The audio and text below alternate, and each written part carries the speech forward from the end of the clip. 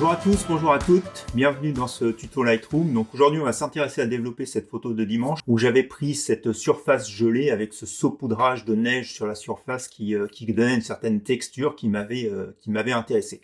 Alors comme vous le voyez sur cette image, le problème ici de la photographie donc de neige, vous voyez bien qu'on a quand même une couleur bleutée sur la neige, alors que si vous vous rappelez dans la vidéo, je vous invite d'ailleurs à aller la regarder si vous ne l'avez pas vue, je vous mets le lien dans la description. Et en fait j'avais une lumière du côté qui était relativement chaude, relativement jaune, et vous voyez que malgré tout on a plutôt une couleur bleutée sur la neige. Alors quand on développe une image comme celle-ci, la première chose qu'on a envie de faire, c'est tout simplement d'aller prendre la petite pipette de la balance des blancs et de lui dire ça tu sais quoi, c'est du blanc, et je clique dessus, et vous voyez en fait ce qui se passe, c'est que c'est encore pire, c'est que du coup on a une couleur qui est encore plus bleutée. Donc cette information finalement de couleur chaude, vous la perdez complètement.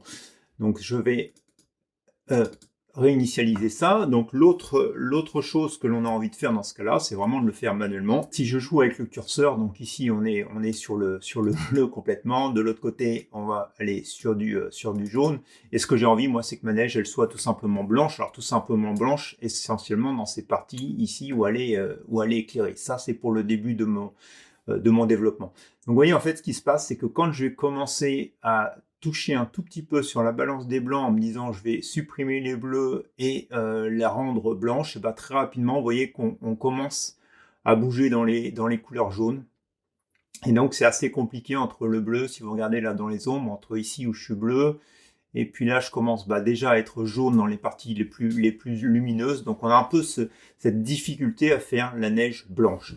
Si vous regardez, donc je réinitialise, si vous regardez mon histogramme, mon histogramme il est plutôt bon puisque j'ai pas forcément de hautes lumières qui sont cramées. Par contre, vous le voyez bien, j'ai effectivement dans les hautes lumières, j'ai ce pic du bleu. Et une des façons que j'utilise pour diminuer ce pic bleu, c'est tout simplement de jouer avec la courbe de tonalité. Donc si vous jouez avec la courbe de tonalité, vous allez voir, je vais prendre le point haut ici qui est les hautes lumières, je vais continuer à le déplacer sur la gauche, et si vous voyez en fait mon pic sur les bleus, il va complètement disparaître. Donc vous voyez, je vais jouer pour faire descendre ce petit pic, tac, il a disparu, et donc ça c'est avant, et ça c'est après. Ça c'est avant, ça c'est après. Donc vous voyez la différence, on a vraiment éliminé toutes ces couleurs bleutées qu'on avait sur la neige. Alors après, ce qui m'avait intéressé sur cette image, c'est justement toute cette texture ici de neige poudreuse sur la glace. Donc j'aurais probablement dû commencer par là. Mais bien sûr, on va s'amuser à augmenter un peu les détails. Donc on va augmenter un peu la netteté. En général, je touche très rarement au rayon. Par contre, je vais augmenter donc les détails sur la glace. Alors je ne vais pas le pousser non plus à fond parce que vous allez voir qu'on va aussi les toucher différemment. Donc j'augmente légèrement les détails. Et puis après ce qu'on va faire, donc je ragrandis mon image. Ce que je veux, c'est vraiment l'appliquer principalement sur la partie de la glace. Donc je vais appliquer le masque. Donc je touche avec la touche Alt de mon clavier, je déplace le curseur et du coup on voit sur les zones blanches où cette netteté va être principalement appliquée. Donc ce que je veux, c'est effectivement l'appliquer principalement sur la partie de la poudreuse. Bon, après on peut continuer à l'appliquer sur les feuilles, le bord de la marque c'est pas grave, mais c'est surtout voilà sur toutes les parties noires, c'est là où la netteté ne va pas être appliquée. Donc là je pense que je suis bien, je vais lâcher. Donc on va avoir, bon c'est pas forcément visible ici sur le grand écran, je vais essayer sur la photo en grand, je vais essayer d'agrandir l'image pour que vous vous rendiez compte. Donc ici c'était avant, et ça c'est après. Donc vous voyez c'est très léger, je ne suis même pas sûr que vous allez le voir à la vidéo, mais voilà, on a augmenté sur la netteté. Et donc après, puisqu'on est sur la neige, puisqu'on est sur du blanc, c'est plus avec le curseur blanc que je vais jouer. Donc je vais très légèrement augmenter le blanc. Et en même temps, tac, je vais m'arrêter quelque chose ici. Alors vous voyez, en fait, plus je pousse, vous voyez, donc le curseur va commencer à passer sur bleu. Ça veut dire que les bleus vont commencer à être surexposés. Et puis après, si je continue, on va voir les verts qui s'y ajoutent. Et puis après, on a toutes les couleurs qui sont entre guillemets surexposées, où les blancs sont trop poussés. Donc je vais m'arrêter quelque chose par là. Moi, j'ai toujours l'habitude de le faire en visuel sur l'écran. Pour moi, c'est surtout comme ça que j'aime bien traiter les photos. C'est pas trop s'intéresser au curseur, mais ce que je vois sur mon écran. Et je dirais que quelque part par là, ça me plaît. Donc, vous voyez, encore une fois, hein, on est à chaque fois dans la légèreté. Et puis, je vais descendre un peu les noirs. Alors, pas trop, encore une fois, parce que je veux garder de la texture en bas sur la glace. Je veux garder de l'information. Donc, vous voyez, en fait, la même chose sur mon curseur ici, en haut, à gauche. Donc, on voit les choses qui s'éclairent. Donc, je vais juste m'arrêter avant que voilà, ça commence à s'éclairer. Donc, je vais me mettre ici et je regarde l'effet. Et donc, encore une fois, très léger, mais j'ai réussi à donner un petit peu plus de contraste cette fois-ci entre les blancs et les noirs là sur la neige. Vous voyez, toc, toc. Alors, encore une fois, je ne suis pas sûr que vous allez le voir à l'écran, mais en tout cas, voilà. Voilà ce que je vais faire. Et donc après, je vais augmenter la clarté. Alors, la clarté, vous voyez ce que ça fait, c'est que plus j'augmente la clarté sur toute mon image, et ben plus ça va impacter aussi l'arrière-plan. Et je dirais que quand je pousse sur la clarté, je suis intéressé par ce que ça donne quelque part par ici, sur la mare. Vous voyez.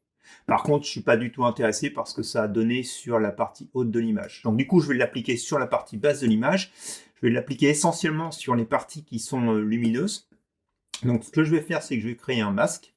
Un premier masque finalement de luminosité. Donc je vais aller sélectionner les hautes lumières quelque part ici. Donc forcément, comme vous le voyez, ça sélectionne toutes les hautes lumières sur mon image. Donc pour les avoir uniquement sur la partie de la mare et la partie de la neige, je vais juste faire une intersection avec un filtre radiant que je vais dessiner quelque part ici. Hop, que je vais ramener sur la mare. Et donc vous voyez en fait ici, donc en rouge, où j'ai appliqué les effets. Et puis ce que je veux, c'est vraiment avoir aucun effet qui sont appliqués sur les parties sombres de l'image. Donc si je reviens sur le masque de luminance, donc je vais jouer avec ce curseur, donc vous voyez, pour supprimer finalement l'effet de diminution justement du filtre sur les parties sombres. Donc voilà, je pense qu'ici je suis plutôt bien. Et donc c'est ici, à ce moment-là, que je vais aller appliquer ma clarté, qu'il faut que j'aille chercher un petit peu plus bas. Et donc, vous voyez, je ne veux pas la pousser non plus comme ceci. On va augmenter légèrement la clarté. Et cette fois-ci, en fait, du coup, ça s'est appliqué uniquement à la partie de la mare. Tac, vous voyez la différence. Et pas à la partie haute de l'image. Et donc après, comme je vous le disais, donc j'avais des couleurs un petit peu plus jaunes sur les hautes lumières. Donc ce que je vais faire, c'est que je vais de nouveau dupliquer l'ensemble de ce calque. Non, je ne vais pas l'inverser, je vais juste le dupliquer. Voilà, c'est celui-ci. Donc j'en ai fait une copie. Je vais réinitialiser la clarté. Et donc ensuite, je vais appliquer justement légèrement augmenter la colorimétrie de ma neige pour redonner un petit peu ce côté jaune. Mais vous voyez, on reste finalement bleu sur les parties ombre. Et puis jaune sur les parties du soleil. Et pourquoi en fait j'ai dupliqué le filtre? Ce n'est pas non plus pour supprimer la clarté, mais c'est tout simplement parce qu'en fait, quand je regarde l'image ici, mes transitions sont un petit peu trop franches, on va dire, entre la partie jaune et puis la partie bleue. Donc du coup, je vais retoucher à mon masque de luminance, et cette fois-ci, je vais essayer de l'étendre un petit peu plus. Donc pas complètement, mais je vais ragrandir pour qu'on ait une transition douce entre les parties jaunes et les parties bleues. Je pense que quelque part par là, je suis pas mal.